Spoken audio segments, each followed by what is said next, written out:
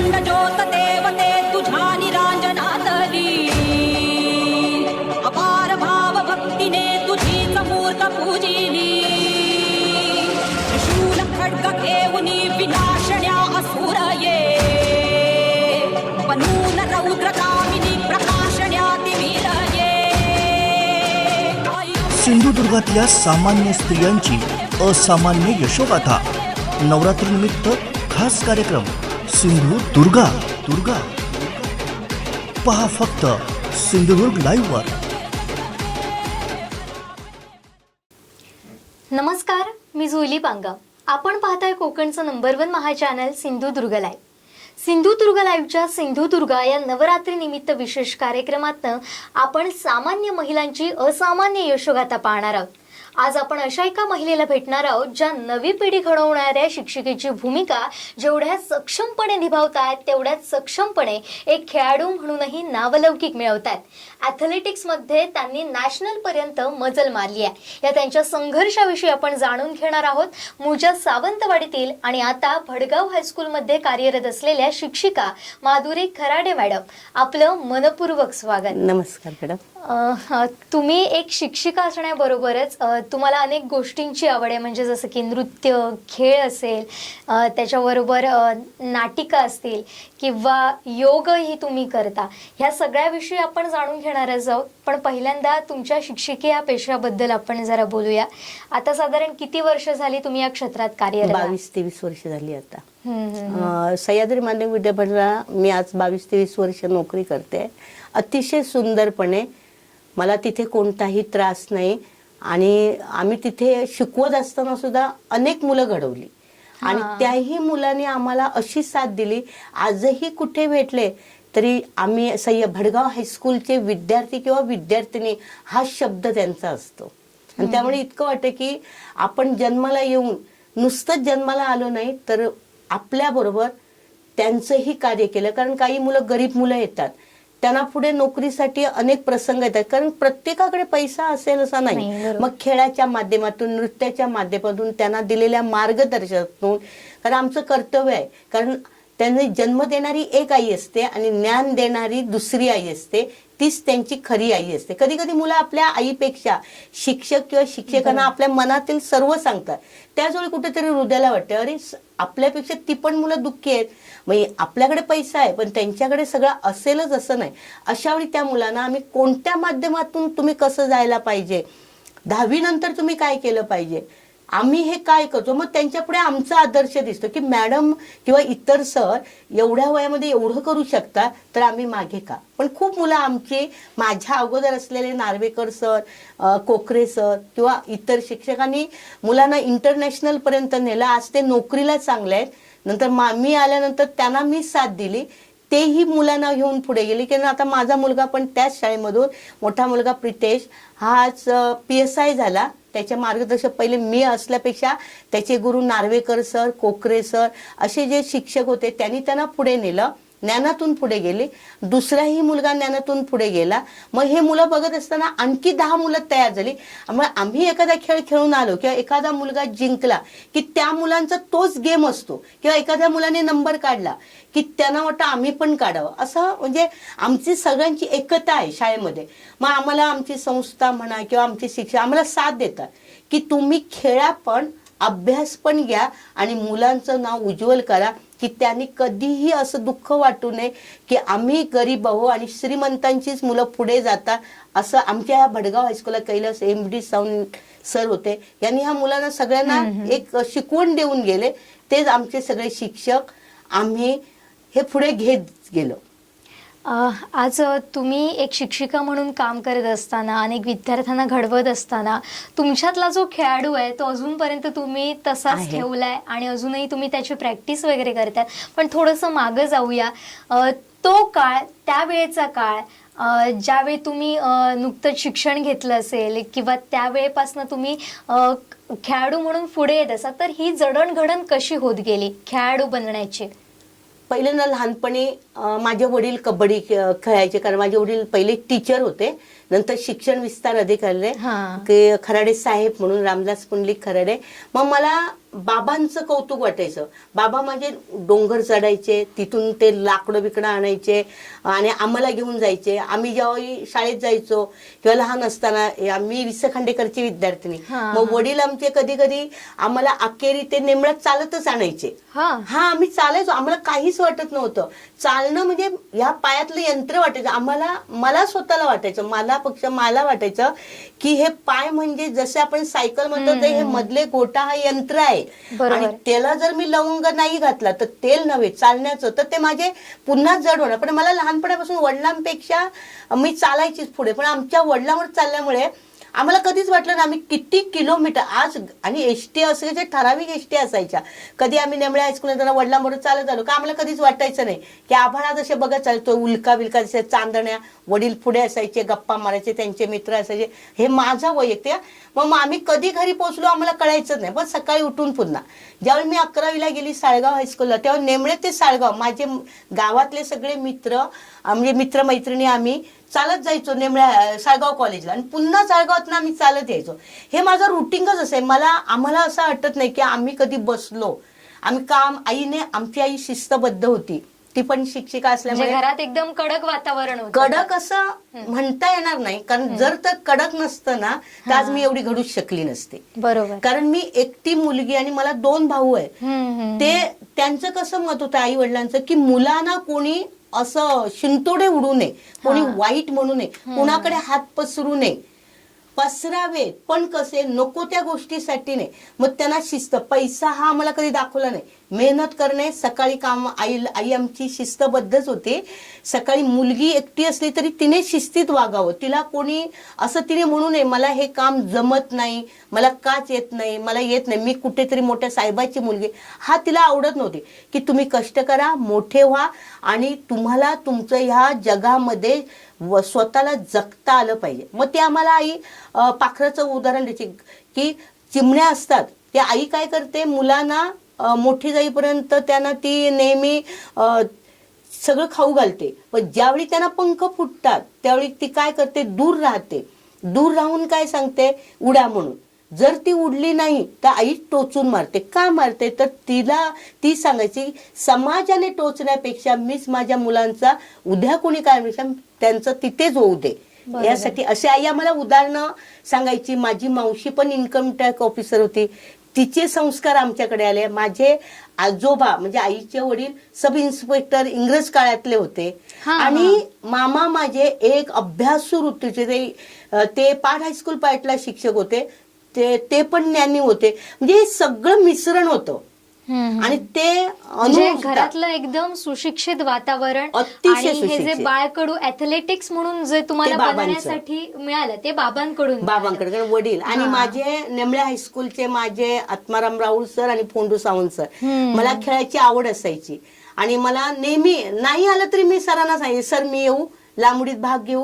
मग वडील माझ्याचे म्हणे जा. मग आईला सांगायचे आई जाऊ का, पण आई जाय. त्यावेळी माझा मोठा भाऊ सांगायचा जाऊ दे तिला. मग वडील म्हणायचे. मग मला आवड होती. मग थोडंसं मध्ये 10वी झालं, नंतर मग मी कॉलेजला गेली. डीएड कॉलेजला मला माझ्या फाटक मॅडम आणि माझ्या RR लोके, मी नेहमी उत्साही असायची. मला काही नाही आलं ना तरी मी हात वर करायचे आणि म्हणायचे मॅडम मी घेऊ भाग. मग त्यांना असं करता करता त्यांनी माझ्यातला एक लूक बघितला. मग पहिलं मी फर्स्ट इयरला पहिलं नाटक केलेलं सासू लागली हसू, पिनाकीच्या भूमिकेत होते. त्याचे एक छोटंसं असं होतं की पिनाकीचा अर्थ काय असतो, तर मला मॅडमनी शिकवलेलं की नाकावरती पिवळा डाग हाय म्हणून म्हणतायत मला पिनाकी. त्यावेळी मला टाळ्यांचा गडगड, नवीनच होती, मी फर्स्ट इयरला होती. आणि तो एवढे फर्स्ट म्हणजे मिडवाव कॉलेज तर सर्वात मोठं होतं. एवढ्या 4-5 हजार लोकांमध्ये मला भूमिका करताना मला माणसं दिसतच नव्हती. मला फक्त मॅडम दिसत होते. कारण मॅडम सांगितलं कारण माझ्याकडे दुहेरी भूमिका होती, सासू आणि ननद यातली ती भूमिका होती. आणि हे करता करता ज्यावेळी माझं पेपरात नाव आलं दुसऱ्या दिवशी, त्यावेळी मला माझ्या आईला आनंद झाला, माझ्या सगळ्या घरातल्यांना. आणि मी ते जो कागद कापून ठेवला मी नेहमी 50 वेळा तो वाचायची. मग कळायला लागलं की माणसाचं एकदा पेपरात नाव आलं ना की त्याला किती आनंद होतो, मग तो मागे थांबत नाही. बरोबर. आणि नंतर मला माझ्यातले गुण सरांनी पण ओळखला. मी कबड्डी प्लेअर होती, महिला गटातून पण खेळली होती. आणि हे करता करता करता कधी मी म्हणजे मध्ये थोडासा माझं खूप वादळ झालं जीवनामध्ये. लग्न झालं त्यानंतर मधलं मी सारवून सांगत नाही, काय मला माहित नाही, पण त्या टप्प्यात थोडं आई बाप पण तुटले माझे. म्हणजे बाबा नाही होते पण आईच्या भीतीने मी दूर दूर राहिली. नंतर ही 2 मुलं लागोपाठ झाली. खूप संकट आली माझ्यात. त्यात मला प्रिन्सिपल आर लोकांनी, माझ्या मॅडमनी सावरलं. त्याच्यानंतर माझी एक मैत्रीण होती, तिने सावरलं. आणि नंतर माझ्याकडे ती जिद्द होती. ज्यावेळी माझ्या मैत्रिणी जायच्या तेव्हा मी रडायची भरपूर. अरे मी एवढी हुशार, एवढ्या खानदानी घरातले, हे काय माझ्या नशिबी. तुम्ही मग असे म्हणालाच होता की माणसाचे कधी काही चढ उतार येतात. त्यावेळी मी खूप रडायची आणि मला असं वाटायचं संपलं माझं, आता जीवनच संपलं. 2 छोटी मुलं होती, काय करायचं. मग मी खूप असं कष्ट, लोकांची भांडी घासणं, म्हणजे खूप असं सांगताना ते मधले विचार जे होते ना ते खूप दुःखात गेले. नंतर मग काका मांजरेकर आमचे आहे आता थोड्याशा भावुक झाला आहात. हा म्हणजे पण तुमचा जो संघर्ष आहे तो प्रत्येकाच्या आयुष्यात येतो. पण मला भयानक आलेला. काट्या कुट्यांना जेव्हा बाजूला करून स्वतःची पायवाट निर्माण केली जाते त्यानंतर काय होतं ते उदाहरण म्हणजे तुम्ही आहात. आज तुम्ही अनेकींना तुमच्यामुळे प्रेरणा मिळतेय. हा तुमचा तुम्ही जे मिळवलेलं ते आतापर्यंतचं मोठं तुमचं यश आहे. त्यामुळे हे असे प्रसंग प्रत्येकाच्या आयुष्यात येतात, घडत राहतात. हे मात्र आहेच. पण ते करत असताना माझ्या डोळ्यासमोर 2 मुलं होती. मग हे मुलं होती, मग मी काय करू. मग माझी एक मैत्रीण होती कसालला, ती म्हणजे अशी बेलदार समाजातली, पण मला समाज मग कधीच माणूस माहित नाही. मला माणूस हा फक्त माहिती आहे, कोण आहे ते मला माहित नाही. मग तिने आपल्या घरी नेलं, फक्त गाडीत ओळख झाली होती. आणि मग तिच्याकडे राहून मी प्रामाणिक राहिली. नंतर माझ्या वडिलांना कळलं आणि त्याच वेळी माझी सह्याद्री माध्यमिक विद्यालयात इंटरव्ह्यू झाली. ज्या दिवशी मी शिक्षिका झाली त्या दिवशी आमच्या प्रिन्सिपल म्हणजे कॉलेजच्या मुख्याध्यापिका पाटील मॅडम होत्या, उषा पाटील मॅडम, त्यांनी मला विचारलं तुला किती पगार पाहिजे. मला पगार माहित नव्हता. मी शिक्षिका बनली ना हे मला आनंद होता. मॅडम मला फक्त 500 रुपये बस झाले, मला काहीच नाही. आजही त्या मॅडम सांगतील, मला विचारलं फक्त 500 रुपये मागितले. मला त्यावेळी कॉलेज म्हणजे शिक्षिका झाली हा आनंद होता. तर मला ते काम कधी मी एका खानदानी घराण्यातली मुलगी म्हणजे पैशावाली नसेल तरी सुशिक्षित. तुम्हाला माहिती आहे की माणूस कितीही जरी असला तरी आपण नाजूक घराण्यातनं जन्माला आलेलो असतो ना, पण आईकडे किती रागिष्ट असलं तरी ते लाड वेगळे असतात. मग मला एवढं समजलं आता मला भांडी घासायला नको, माझ्या हात दुखले. मी शिक्षक मॅडमने विचारलं तुला इंटरव्ह्यू घेताना विचारलं मॅडम माधुरी तुला किती पैसे पाहिजे, तुम्ही किती पगाराची अपेक्षा. मला म्हणलं मॅडम मला 500 दिला तरी बसेल. हा शब्द आजही माझ्या लक्षात आहे. त्या मॅडम हसल्या, हा बरं वा तू ये. पण मी ज्यावेळी माझी 4 पुस्तकं 4 मुलांच्या पुढ्यात उभं राहायचं, माझं ज्ञान सवय, मला कधी ज्यावेळी पहिला पगार पडला तर मॅडम म्हणाले बँकेत जा आणि 500 रुपये घेऊन ये. पण मला जो तो पगार बघितला म्हणजे तो त्यावेळी 20,000 मिळू दे 30,000 मिळू दे, मला मोजतानाच अशी चक्कर आल्यासारखी झाली की मी कधी असा पैसाच पाहिला नव्हता. जास्तीत जास्त 1000 रुपये 800 900 हेच मला माहिती होतं. म्हणजे पहिली कमाई काय असते तो आनंद आणि ते पैसे बघून मला भीती वाटली. कसं माहितीये आमच्या आईने कधी आम्हाला पैसा नाही फक्त मेहनत शिकवली.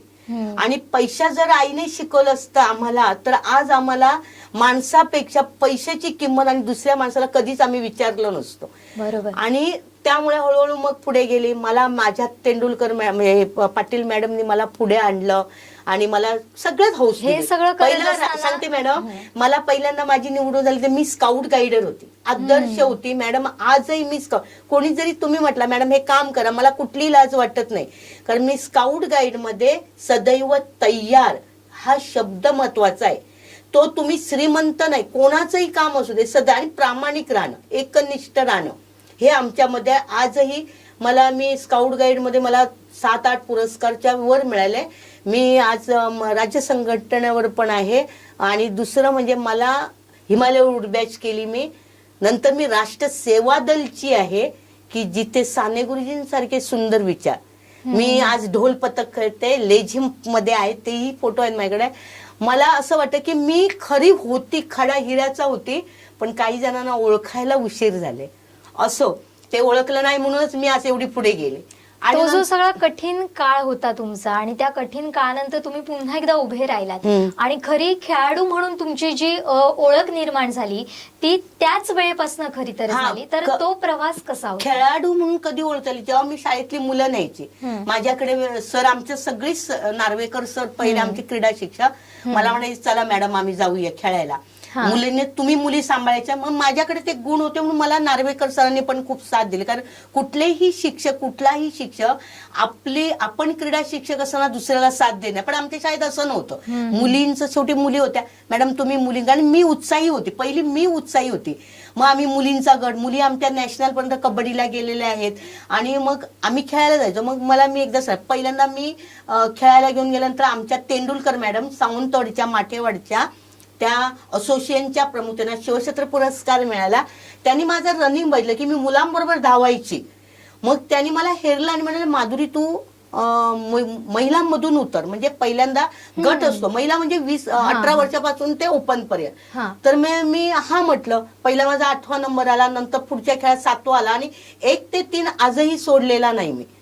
त्यांचे मी तर आज म्हणजे त्या माझ्या माय पण आहेत आणि मला इथपर्यंत आणणार त्या देवी पण आहेत. आता ऍथलेटिक्स मध्ये तुम्ही नॅशनल पर्यंत इंटरनॅशनल पर्यंत गेला, तर तो अनुभव कसा होता? इंटरनॅशनलला पहिल्यांदा मी मास्टरला उतरली. त्यावेळी मास्टरला आल्यानंतर पहिल्यांदा मी अशीच आहे तशी साधी होती आणि पहिल्याच गेमला मी मास्टरला उतरली. त्यावेळी पुण्याला गेम झाले होते, नाही पहिलं मरीन लाईनला मुंबईला झाले होते.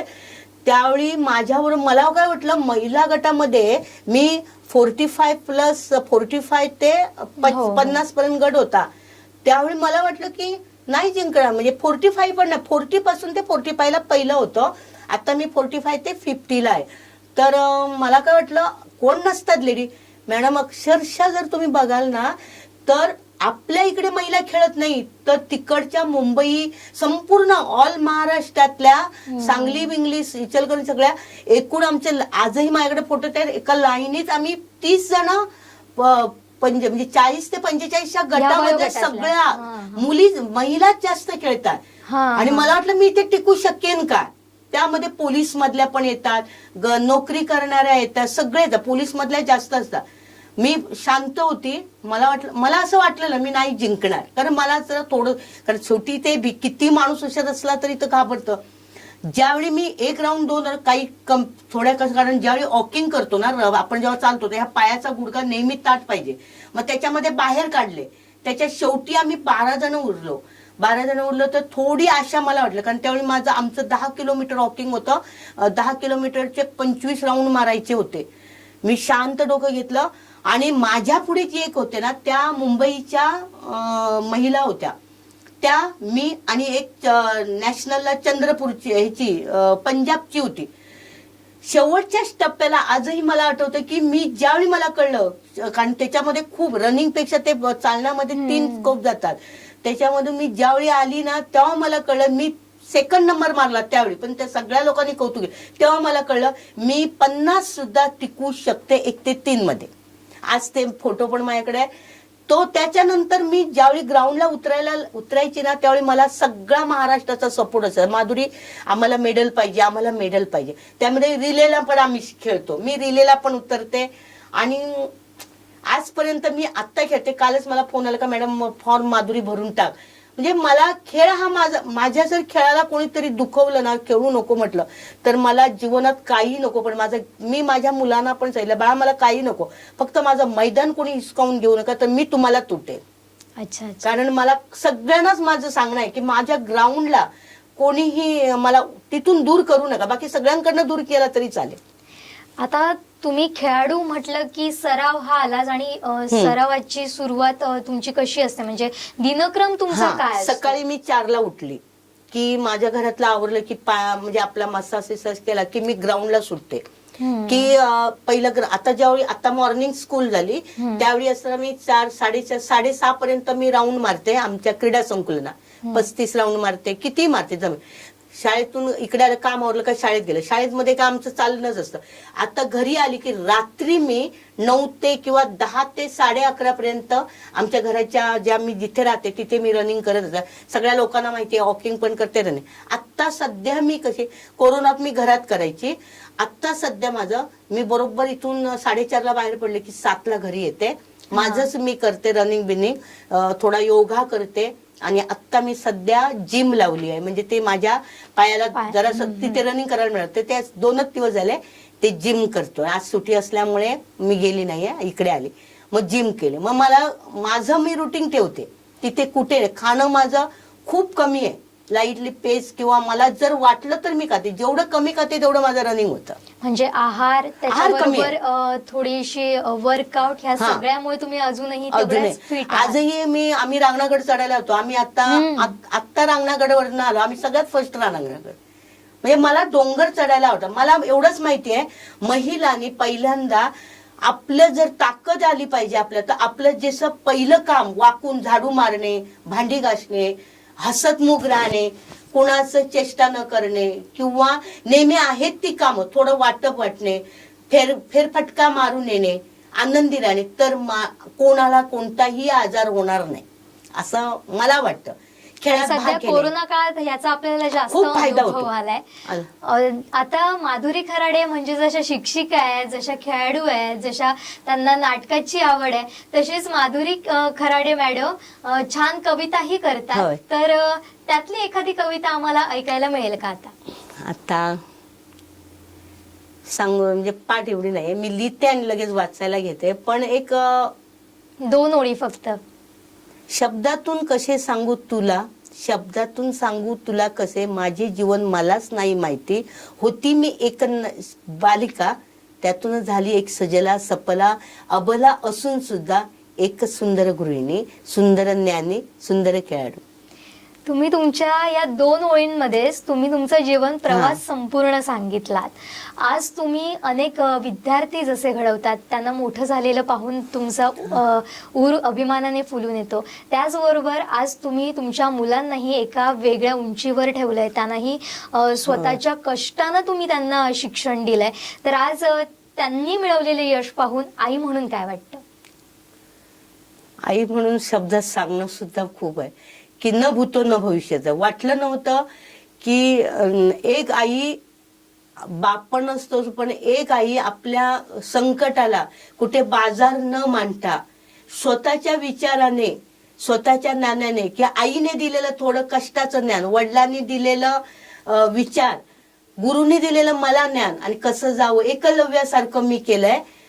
मुलांना एक सांगितलं, मी एकलव्य तुम्ही आहात आणि मी द्रोणाचार्य आहे. जरी मी तुमच्यापासून दूर असले तरी माझे विचार हे तुम्ही एक आईने काय केलं हे डोळ्यासमोर ठेवून तुम्ही जगत राहायचं.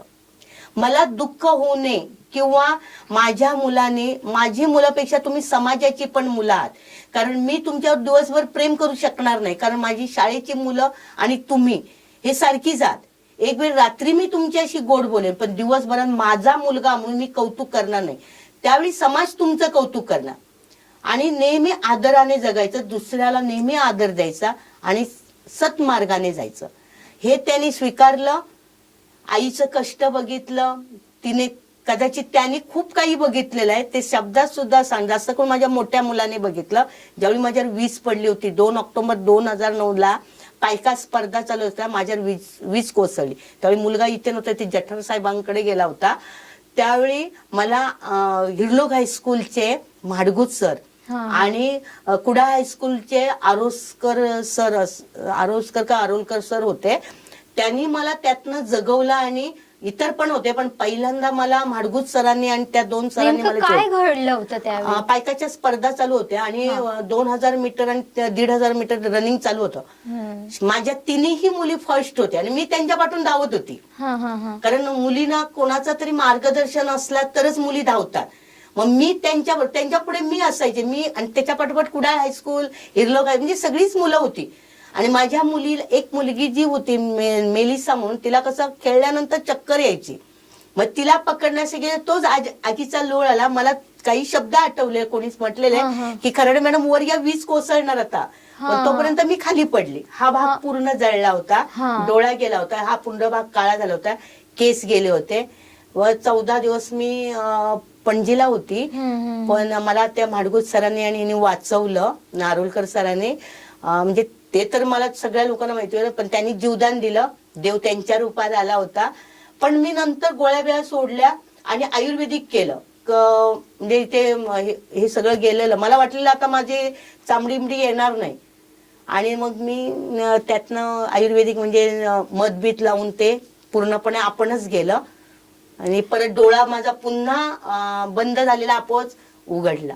म्हणजे थोडक्यात प्रचंड इच्छाशक्ती असल्यामुळेच हा पुन्हा एकदा आणि सगळ्या मुलांचे आशीर्वाद, ज्या ग्राउंडवर मी होती त्या मुलांचे आशीर्वाद.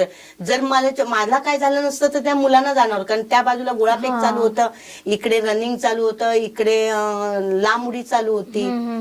माहित नाही. आई वडिलांचा आशीर्वाद, सगळ्या लोकांचा आशीर्वाद. मी मला माहितीये की मी कोणाचंच कधी वाईट केलं नसतं.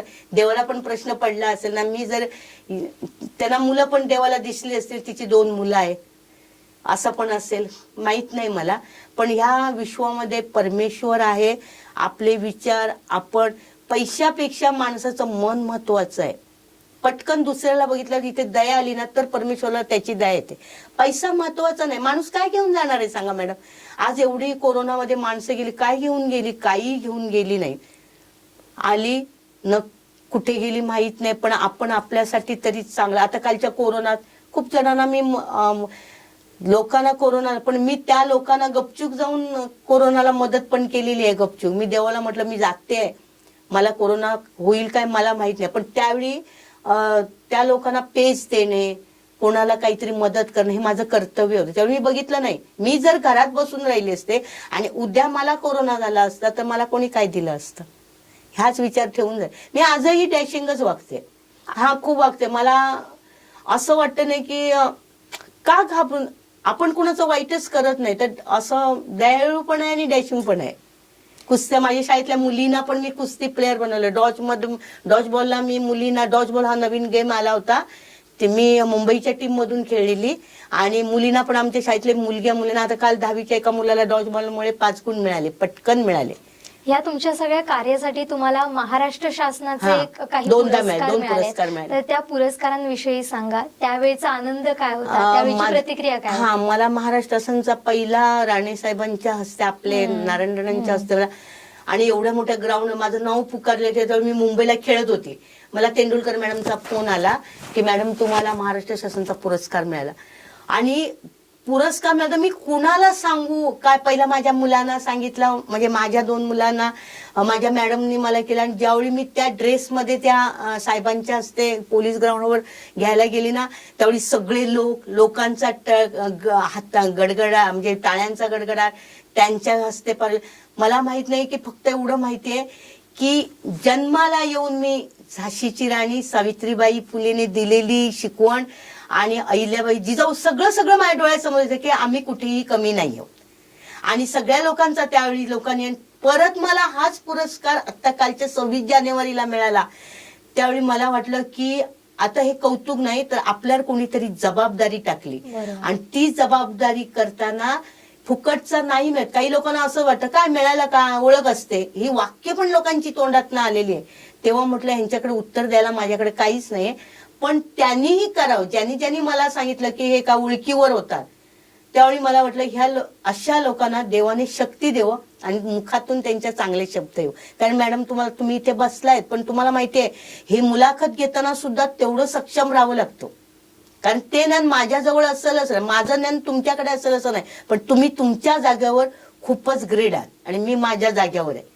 असं मला वाटतं की सगळ्यांना अशी शक्ती देवो स्त्री नारीला की प्रत्येकाने आपापल्यामध्ये ना विश्व गाठावं, मग कुठेच कमी नाही. आणि मी कधी भेद करत नाही, कारण मला माहितीये मला मदत केली ते अनेक माझ्या बंधूंनी, या भारत माझा देश आहे म्हणतो ना, या बंधूंनी जेवढ्या आज समाजामध्ये बंधू आहेत, तर माझे 2 भाऊ असे नाही तर माझ्या प्रत्येक बंधूंनी मला साथ दिली.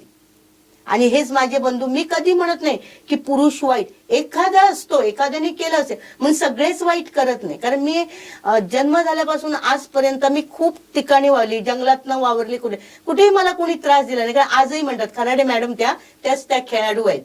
मला ना असं वाटतं मला केव्हाही मरण येऊ दे, पण मी अमरच आहे. कारण लोक मला शेवटपर्यंत खराडे मॅडमच, खेळाडू त्याच खराडे मॅडम एवढंच शब्द ओळखणार. अगदी आणि बरोबर. हेच शेवटपर्यंत मला वाटतं मला माहित नाही की मला एवढं वाटतं की 50 वर्षानंतर आम्ही देवाचे असतो. कोण कोणाला कधी बोलवणार सांगताना येत नाही, पण त्या 40 वर्ष 50 वर्षापर्यंत मला देवाने दिलेलं मी कार्य पूर्ण केलं. त्याला वाटलं की अजून खेळू दे, कारण आपण नेहमी चांगल्या मार्गाने जाऊ. कोणाचं दुःख, कोणावर रुसवा फुगवा कधीच, कोणी वाईट वागू दे, पण आपण त्याच्याकडे हसत बोलावं. कसा आहेस, कशी आहेस, एवढंच बोलावं असं मला वाटतं. जसं एकपात्री नाटकात अनेक भूमिका निभवाव्या लागतात, तसंच खराडे मॅडम सुद्धा आपल्या आयुष्यात, खऱ्याखुऱ्या आयुष्यात अशाच भूमिका निभावतात. कधी ते शिक्षकाची भूमिका निभावतायत, तर कधी खेळाडूची भूमिका निभावतायत, तर कधी आईची भूमिका निभावतायत. आणि हे करत असताना त्यांना असे अनेक पुरस्कार यापुढेही मिळत राहो आणि त्यांच्याकडून फार मोठी कामगिरी या क्षेत्राच्या माध्यमातून घडत राहो, हीच या निमित्तानं आपण प्रार्थना करूया. आणि तुमच्या पुढील वाटचालीसाठी टीम सिंधुदुर्ग लाईव्ह कडून तुम्हाला खूप साऱ्या शुभेच्छा. आता इथंच थांबूया. पाहत रहा कोकणचं नंबर 1 महाचॅनल सिंधुदुर्ग लाईव्ह. धन्यवाद. धन्यवाद. अखंड ज्योत देवते तुझ्या निरांजनातली, अपार भाव भक्तीने तुझीच मूर्त पूजिली. त्रिशूल खड्ग घेऊनी विनाशण्या असुर ये, बनून रौद्र कामिनी प्रकाशण्या तिमिर ये. सिंधुदुर्गातल्या सामान्य स्त्रियांची असामान्य यशोगाथा. नवरात्रीनिमित्त खास कार्यक्रम सिंधुदुर्गा. पहा फक्त सिंधुदुर्ग लाईव्हवर.